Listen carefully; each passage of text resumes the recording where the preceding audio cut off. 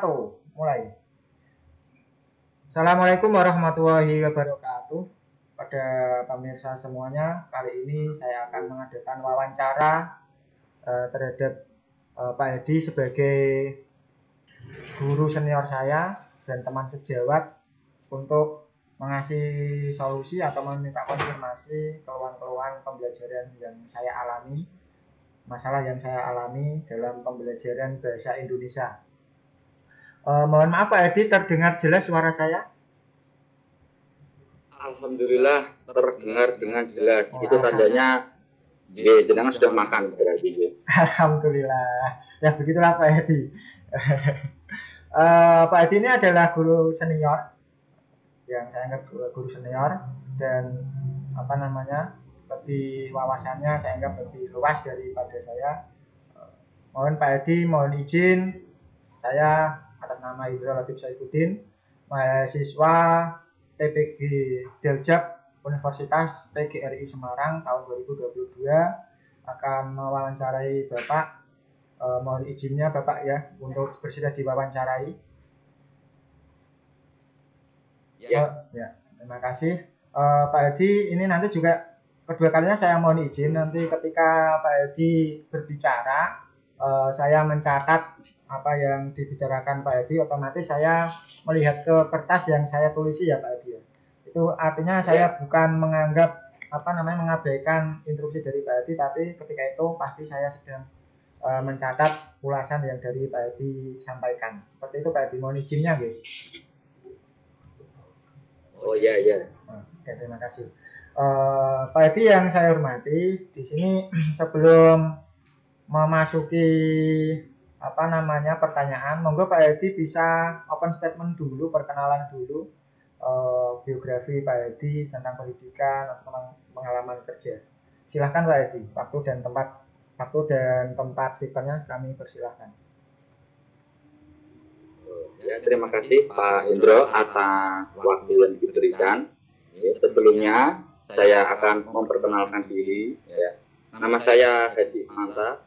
Ini mungkin kelihatan dulu. Itu kan nggak ini ya? Ya kelihatan Pak. Oh iya kelihatan.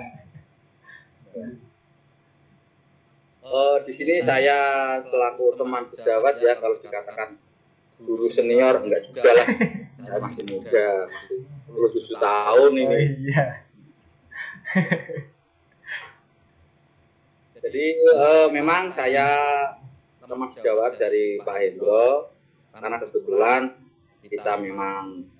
kami memang berada di satu instansi yang sama, yaitu di SD Negeri 4 Panggang, yang kebetulan mungkin saya dianggap lebih lama ya memegang kelas 6, sehingga mungkin memang pengalaman saya ya berdasarkan pengalaman aja ya Pak ya, itu dianggap lebih karena saya memang mengajar kelas 6 itu berapa tahun gitu ya, dari sebelum ada di sini yang dulu di SD 4 baru saya juga memegang kelas 6 sampai saat ini, mungkin sampai nanti pensiun saya akan mengajar kelas 6. Nggak lulus ya Pak ya? Ya, nggak sampai lulus. Ada pun biografi saya mungkin hanya sedikit itu aja. Saya sudah alhamdulillah sudah beristri, sudah mempunyai 2 anak juga, yang satu laki-laki dan yang satu perempuan. Lengkap Pak. Saya di sini di SD Negeri 4 Panggang mengajar kelas 6 dari pertama saya mutasi ke sini ya, karena memang saya dulunya tidak di sini, saya mutasi ke sini, sudah diberikan amanah oleh kepala sekolah. Ini sudah kepala sekolah yang ketiga, saya tetap diberikan amanah untuk memegang kelas 6. Jadi mungkin ada beberapa nanti yang akan saya sampaikan ya, atau yang saya ceritakan berdasarkan pengalaman yang mungkin Pak Indro ataupun teman-teman yang lain mengalami masalah yang sama. Karena memang dimanapun tempatnya, yang namanya masalah di dalam pembelajaran itu pasti selalu ada. Itu Pak Indro. Mungkin ada lagi perkenalan yang mau ditanyakan sebelum kita masuk ke acara intinya, monggo. Oh ya. pendidikan Pak Hadi. Pendidikan Pak Hadi. Oh ya, pendidikan saya alhamdulillah ya. Saya untuk waktu tamat menjadi PNS masih menggunakan jasa dua ya, dua dari PNS karena memang ya untuk kualifikasi pendidikan di SD itu kewajiban S1, maka saya melanjutkan S1 untuk universitas terbuka pada tahun 2012.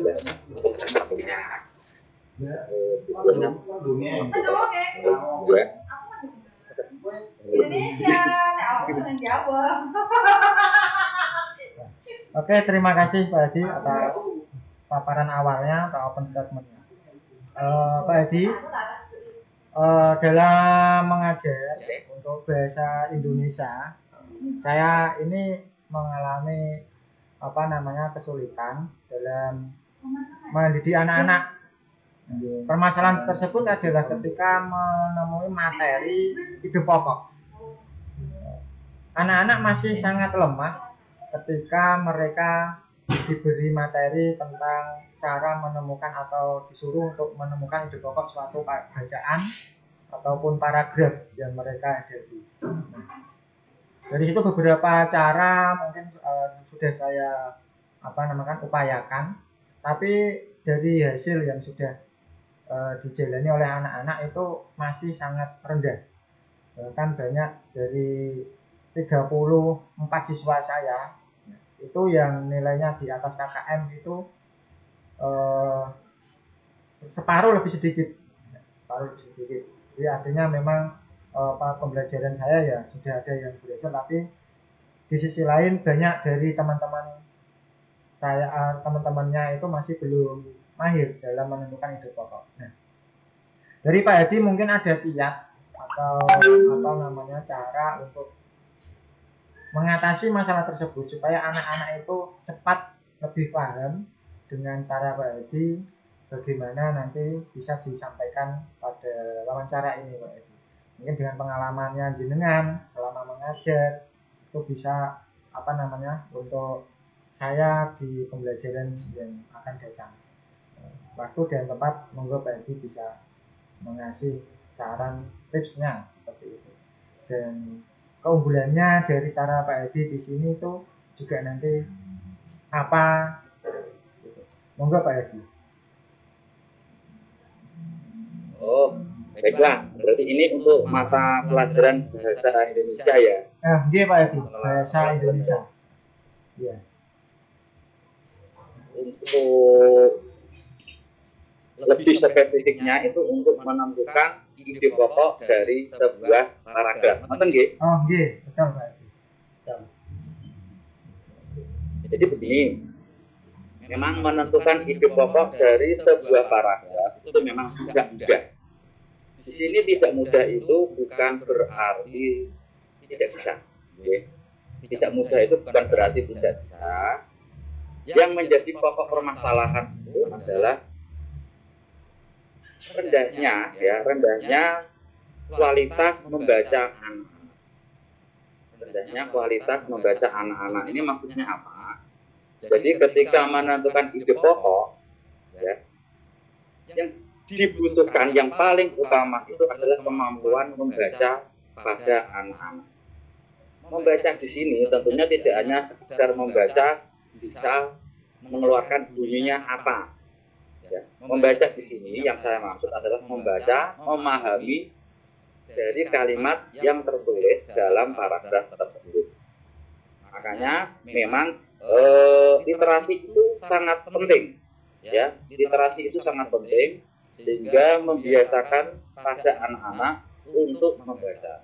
Berbeda dengan pelajaran yang lain ya Pak ya. Jadi kalau pelajaran yang lain itu memang dibutuhkan hafalan. Sedangkan untuk menentukan ide pokok ini itu tidak bisa hanya dengan hafalan. Nah, kita sendiri juga tahu seperti hanya misal matematika, ya, hafalan perkalian misalnya, atau pelajaran IPA yang termasuk dalam perkembangbiakan spora, misalnya tumbuhannya apa saja, itu kan harus hafal. Nah, berbeda dengan menentukan ide pokok ini, tidak bisa kalau dilakukan dengan hafalan. Jadi memang langkah pertama itu, kalau menurut saya, memang anak-anak itu harus dibiasakan membaca apa saja, ya. Karena dengan membaca itu nanti kemampuan di dalam membaca pasti akan meningkat. Ya, itu bisa dilihat ketika selesai membaca, anak-anak bisa menceritakan kembali apa sih tadi yang sudah dibaca. Kalau dia bisa menceritakan, artinya anak tersebut sudah bisa memahami apa isi bacaan tersebut. Nah, kalau sudah terbiasa dengan membaca, maka kemampuan membaca itu akan meningkat. Nah, padahal di sini topiknya adalah menentukan ide pokok. Di sini saya tekankan sekali lagi, Pak. Ide pokok itu, ya, itu memang ada beberapa istilah yang terkadang membuat anak-anak itu bingung. Ya, betul itu, Pak. Betul. Ide pokok. Ada yang mengatakan lain. Oh, ada yang menuliskan apa? Gagasan utama. Gagasan pokok, ide pokok, ataupun istilah-istilah yang lain, itu terkadang membuat anak-anak bingung. Jadi kita tekankan sekali lagi, apapun istilahnya itu sebetulnya adalah sama. Ya. Nah, ide pokok dari sebuah paragraf itu sebetulnya bisa disiasati. Ketika anak sudah terbiasa membaca, terkadang anak itu nggak tahu paragraf 1 itu yang mana, paragraf kedua itu yang mana. Nah, inilah permasalahan di guru, karena tidak saya sendiri menganggap paragraf 1 sudah tahu. Ternyata ada beberapa anak, sebagian kecil itu yang belum tahu batas dari paragraf itu yang mana. Jadi kita harus step by step, selangkah demi selangkah. Paragraf 1 itu dimulai dari A, dari kata ini sampai kata ini. Cirinya seperti ini, harus diterangkan terlebih dahulu. Sehingga kalau ada ide pokok dari paragraf kedua, ide pokok dari paragraf ketiga, kita akan tahu mana yang harus dicari. Kalau paragraf pertama dan hanya satu, itu lebih mudah. Tapi kalau bacaannya itu ada 3 paragraf dan yang ternyata ditanyakan itu paragraf kedua atau paragraf ketiga, ternyata ada beberapa anak itu yang belum bisa membedakan, ya, paragraf kedua itu dimulai dari mana, paragraf ketiga itu dimulai dari mana, karena memang keterbatasan kemampuan dari si anak tersebut. Itu memang harus dijelaskan terlebih dahulu batas-batas dari paragraf, ya. Kalau kita sendiri tahu, paragraf itu pasti dimulai dari kalimat yang tulisannya agak menjorok ke dalam, kan seperti itu, sampai berakhirnya paragraf tersebut. Ketika ada tulisan baru, paragraf baru yang ditulis agak menjorok ke dalam, berarti itu sudah lain paragraf. Tapi ternyata beberapa anak itu juga mengalami kesulitan. Ternyata nggak tahu kalau itu ternyata sudah berganti paragraf. Itu berdasarkan pengalaman kami. Jadi kita harus menjelaskan dulu paragraf 1 itu yang mana, paragraf 2 itu yang mana, paragraf 3 itu yang mana. Kalau sudah anak-anak itu tahu paragraf 1 itu yang mana, paragraf 2 itu yang mana, dan seterusnya, baru kita memasuki ke kalimat utama. Kalimat utama dan kalimat penjelas. Kita semua tahu di dalam sebuah paragraf itu hanya ada satu kalimat utama. Hanya ada satu kalimat utama. Sedangkan untuk kalimat penjelas, ya, itu bisa 1 kalimat penjelas, bisa 2 kalimat penjelas, bisa 3 kalimat penjelas. Intinya sisanya dari kalimat utama. Tergantung berapa kalimat dari paragraf tersebut. Kalau kalimatnya itu dihitung ada 5 kalimat, berarti ada 1 kalimat utama dan 4 kalimat penjelas. Dan ternyata ini pun ada beberapa anak yang tidak tahu cara menghitung banyaknya kalimat. Jadi dia itu belum bisa memahami ya batas dari satu kalimat pertama dengan kalimat kedua itu apa. Ini juga harus dijelaskan. Oh, jadi tidak hanya sekedar diawali dengan huruf kapital untuk penulisan kalimat baru, tetapi diakhirinya pakai tanda baca apa, itu juga harus dijelaskan. Bahwa sebuah kalimat itu diakhiri dengan tanda baca, bisa titik, bisa tanda tanya, bisa tanda seru. Itu berarti kalimat tersebut sudah berakhir. Berarti setelah tanda baca tersebut, maka kalimat berikutnya merupakan kalimat baru, tidak bersatu dengan kalimat pertama. Itu untuk membedakan kalimat di dalam paragraf. Nah, untuk ide pokok itu yang mana? Ide pokok itu selama ini kebanyakan diambil dari kalimat utama. Ya. Gagasan pokok atau ide pokok atau gagasan utama itu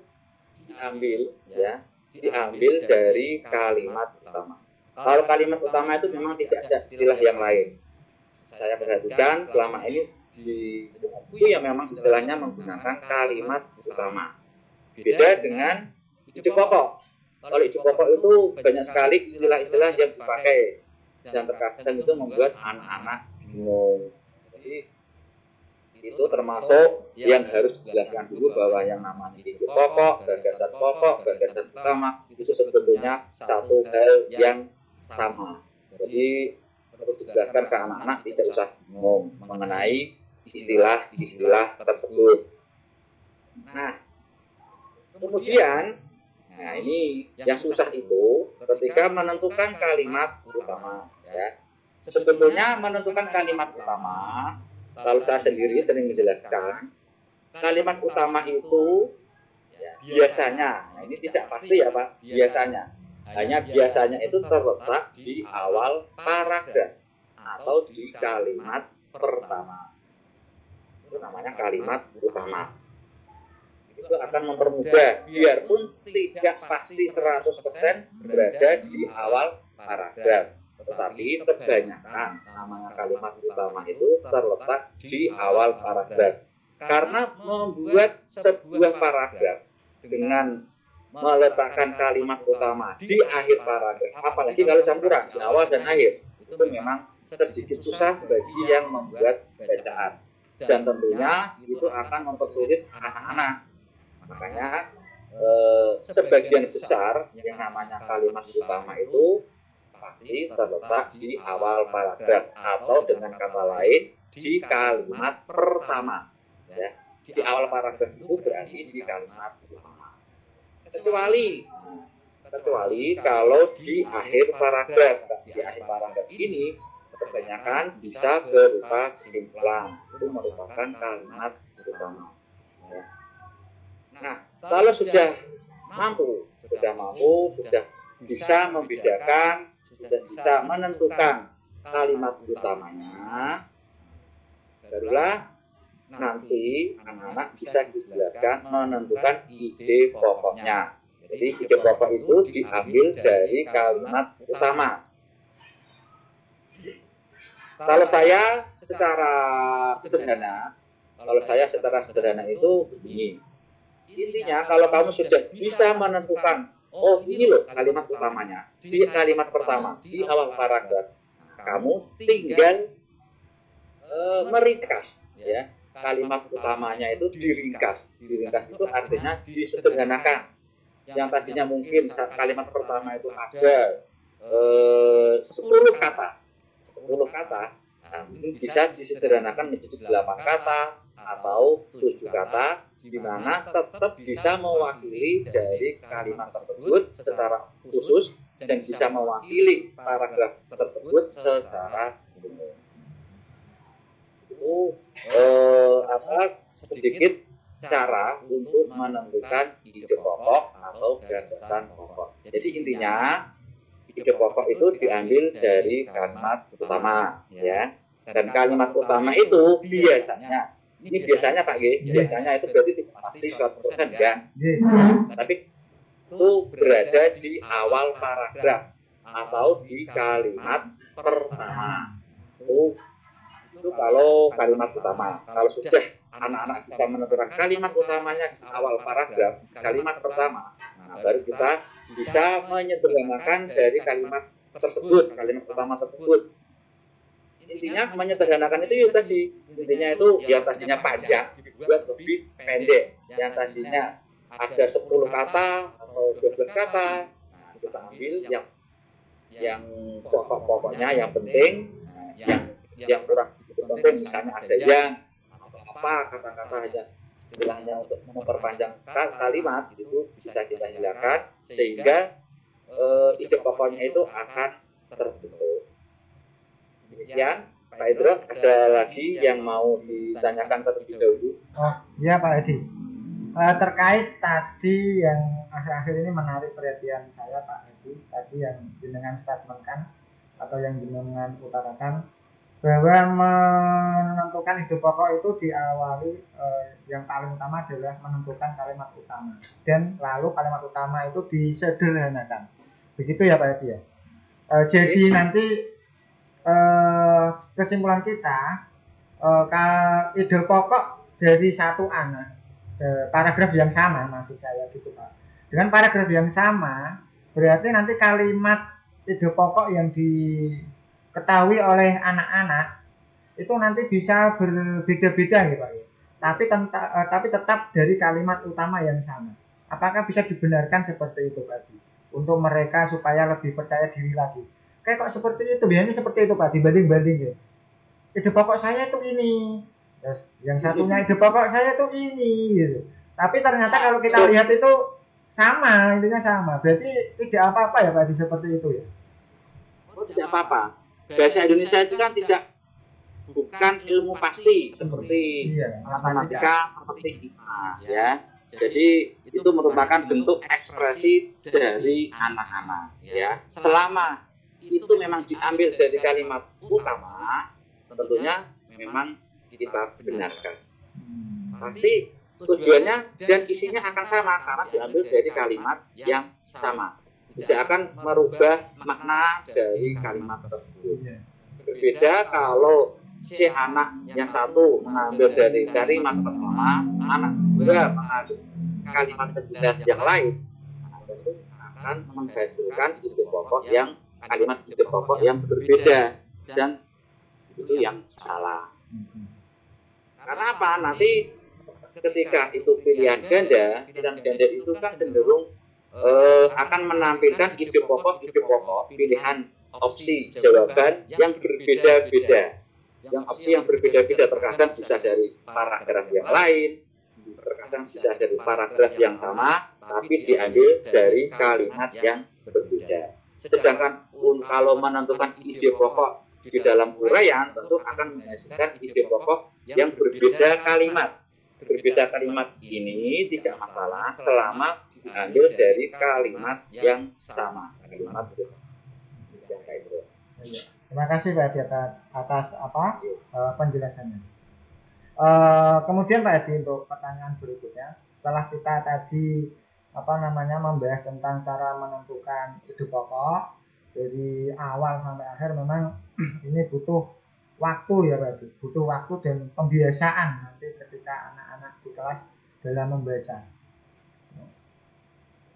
Yang selanjutnya Pak Edi, dari Pak Edi, apakah mungkin ada media dalam menyampaikan pembelajaran ini supaya anak-anak itu lebih cepat paham dan atau lebih mudah paham? Ada media mungkin yang bisa kita gunakan dalam materi ide pokok ini untuk menentukan ide pokok Pak Edi? Media apa itu mungkin dari Pak Edi pernah menggunakan dan hasilnya juga baik, dapat mendongkrak prestasi anak-anak dalam menentukan ide pokok. Monggo Pak Edi. Mengenai media yang digunakan, kita bisa menggunakan media yang paling sederhana saja, yang memang sudah kita miliki, yaitu media LCD proyektor ya. Kenapa kok menggunakan media tersebut? Ini yang namanya siswa itu kan ada yang punya buku dan ada yang tidak punya buku, ya. Sedangkan kalau kita mencatat di papan tulis, mencatat bacaannya, paragraf tersebut itu akan membutuhkan waktu yang paling lama. Nah, media yang paling mudah adalah media LCD proyektor, di mana nanti kita bisa memunculkan atau menampilkan paragraf. Semua anak-anak bisa mengikuti paragraf tersebut, bisa membaca tersebut, dan bisa kita baca bersama-sama. Jadi tidak ada anak yang tidak mempunyai bacaan tersebut. Itu yang paling utama, ya. Karena sungguh menjadi hal percuma apabila kita menjelaskan sebuah bacaan ternyata ada anak yang tidak memiliki bacaan tersebut, hanya sekedar mendengar. Itu akan sangat percuma. Kalaupun tidak mempunyai secara pribadi, minimal kalau kita menampilkan bacaan tersebut di media LCD proyektor yang bisa dibaca, yang bisa dilihat oleh seluruh anak di kelas, ya, tentunya bacaan itu akan sama, ya, baik yang di depan, di belakang, maupun di tengah, ataupun yang punya buku ataupun tidak punya buku, semua bisa membaca, melihat, ya, bacaan tersebut.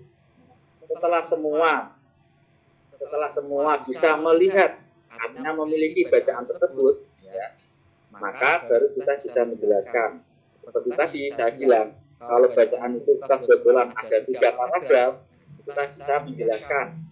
Oh, ini loh paragraf 1 dimulai dari kata ini, diakhiri sampai kata ini. Kemudian paragraf 2 dimulai dari para kata ini, karena dengan ciri seperti ini, ya, dengan tulisan yang agak menjorok dalam, diakhiri dengan kata ini. Titiknya misalnya. Itu bisa langsung kita praktekkan. Beda kalau kita hanya sekedar membaca, yuk. Memang kita tidak salah, karena sudah dibacakan bacaan tersebut. Tapi kemampuan anak di dalam mendengar itu kan membutuhkan daya ingat yang tinggi, dan tidak semua anak mempunyai daya ingat yang tinggi. Jadi ketika kita mau menampilkan di LCD proyektor, itu tentu akan sangat membantu, ya, di dalam menjelaskan. Dimulai dari paragraf 1, paragraf 2, kalau sudah tahu paragrafnya, kemudian, ya, kita bisa menjelaskan, ini loh yang termasuk kalimat dalam paragraf tersebut. Kita hitung dulu aja gak apa. Ini paragraf 1 terdiri dari 5 kalimat atau 4 kalimat atau berapapun ada di situ kan bisa kita jelaskan. Oh, ini kalimat pertama dari sini sampai sini, diakhiri dengan tanda titik. Dilanjutkan berarti kalimat kedua batasnya sampai sini, ada tanda seru misalnya, atau ada tanda tanya, nggak apa-apa. Itu kan batas sebuah kalimat. Berbeda dengan koma. Kalau koma itu bukan berarti kalimat tersebut sudah berakhir, karena koma itu kan masih berhenti sementara. Nah, kalau sudah anak-anak diajarkan, ya, kalimat 1, kalimat kedua, kalimat ketiga, kalimat keempat, barulah nanti kita bisa sambil menjelaskan langsung di LCD proyektor. Kita tunjukkan ini kalimat utamanya ini. Kenapa kok bisa dikatakan kalimat utama? Nah, ini kalimat kedua menjelaskan, ya, yang tadinya kalimat utama ini masih bersifat umum. Kalimat kedua ini akan lebih spesifik, lebih khusus untuk menjelaskan dari kalimat utama. Nanti kalimat ketiga juga sama, sifatnya menjelaskan dari kalimat utama, dan seterusnya selama masih ada kalimat penjelas yang lain. Jadi menurut saya, ya, yang paling penting itu anak-anak semua harus mempunyai bacaan yang sama. Jadi ketika kita menjelaskan bacaan, anak-anak tahu bacaannya sama, sehingga pemahamannya juga akan sama. Nah, setelah dijelaskan seperti itu, nanti bisa kita coba menampilkan bacaan yang baru, yang lain yang belum kita jelaskan. Kita bisa berikan sebuah pertanyaan ya, pertanyaan di mana anak-anak itu, siswa-siswa tersebut mulai belajar untuk menjawab.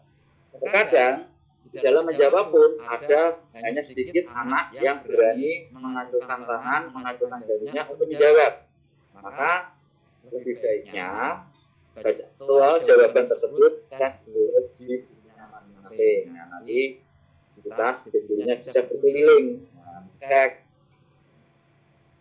anak mana saja yang sudah mulai menjawab dan yang belum.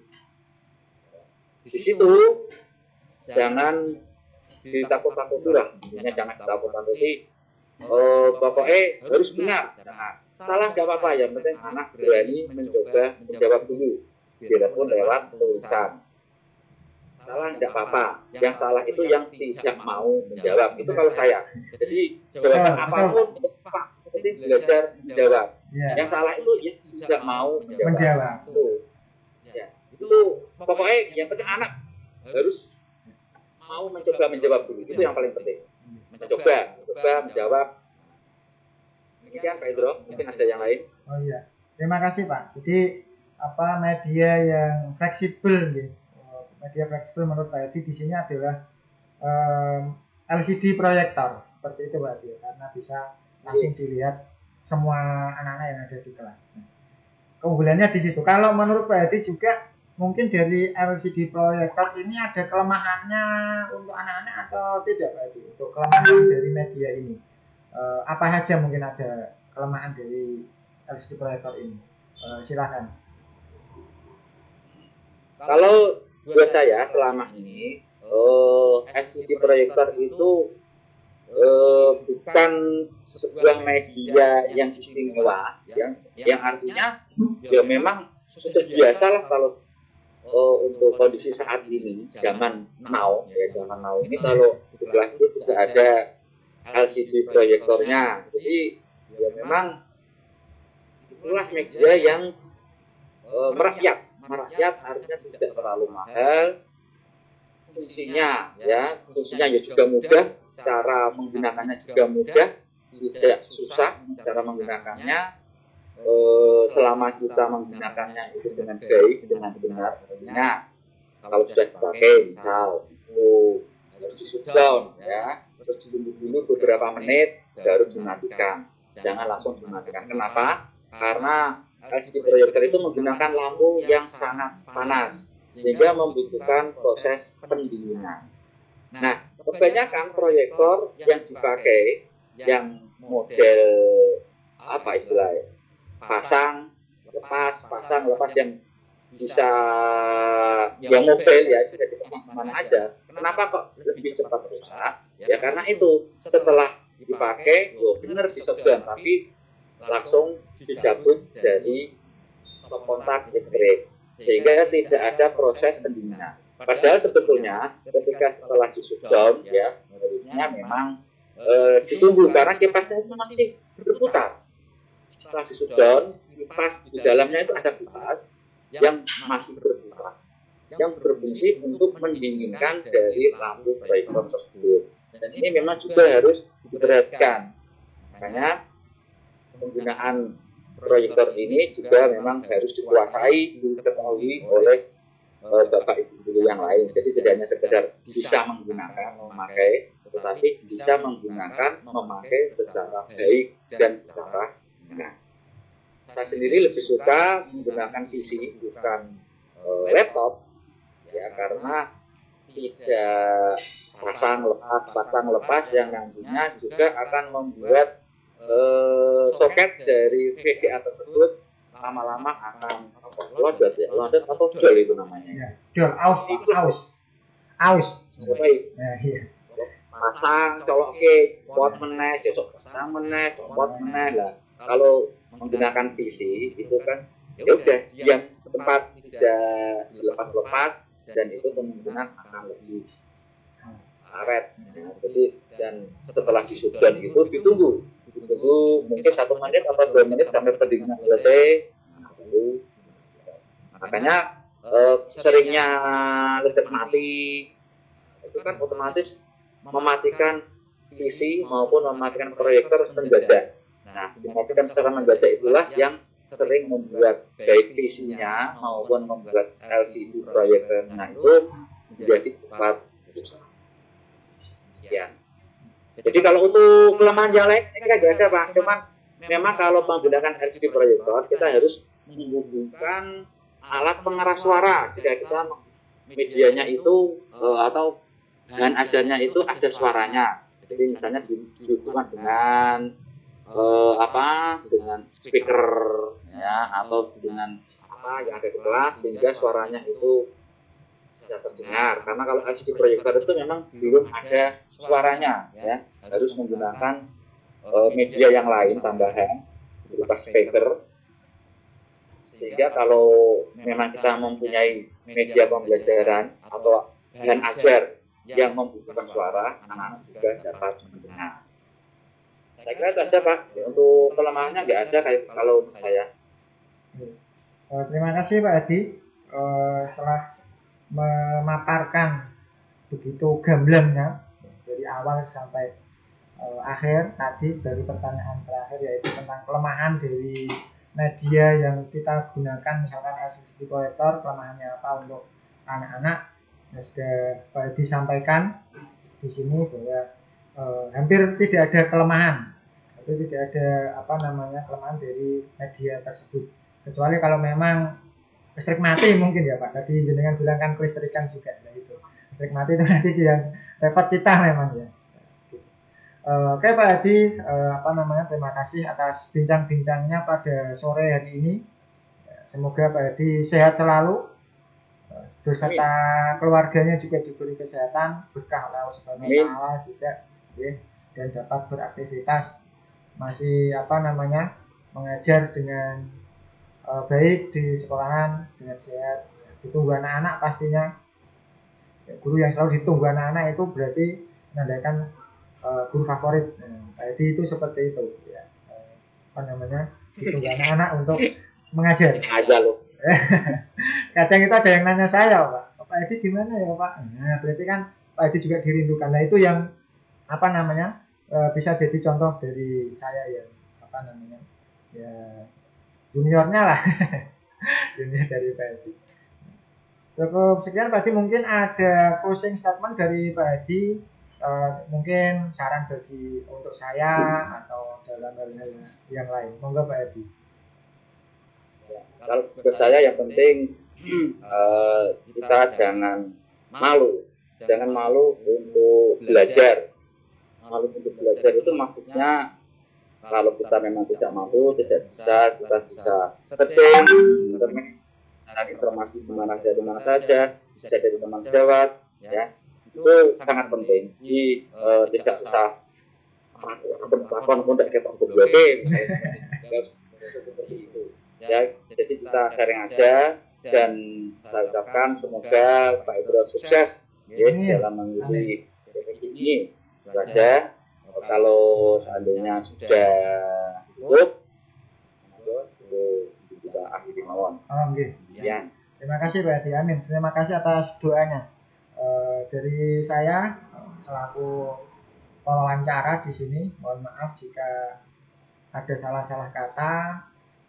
Untuk Pak Edi juga saya mohon maaf jika mengganggu, pastinya mengganggu waktunya, mengambil waktunya. Harusnya ini sudah kondur, masih tertahan di sekolahan juga, ya mohon maaf ya sebesar-besarnya. Sekali lagi semoga Pak Edi selalu diberi keberkahan oleh Allah Subhanahu wa Ta'ala, diberi kesehatan, juga dapat melaksanakan tugas-tugas yang diemban oleh Pak Edi dengan lancar tanpa ada kekurangan satu apapun. Pak Edi, terima kasih kembali. Assalamualaikum warahmatullahi wabarakatuh. Waalaikumsalam warahmatullahi wabarakatuh. Monggo Pak Edi saged live riyen monggo untuk sudah jadi materi ini.